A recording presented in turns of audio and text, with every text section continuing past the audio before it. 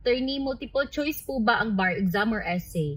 By the way, no, bago na human ang 2025 bar examination. So congratulations sa tanang ni-take. I hope taas ang passing rate this year, no, para daghan po ang lawyers.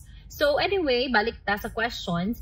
Ang bar examination is actually essay questions. Walay multiple choice or even objectives sa bar exam. Ang reason ani no is para ma-test pod ang knowledge sa mga examinees kung how are they going to spot the issue, how are they going to apply the law based sa questions or sa facts.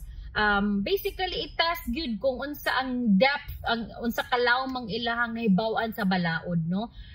Kay lahi-lahi man, although same rata ng balaod, ang problema man gud is how are you going to apply the law based sa facts or based sa question. So diha mo differ, and kasagaran sa mga mahagbong sa bar exam, no, it's either sayop gyud. Number one rason nga no mahagbong sa bar examination is sayop gyud ang answer.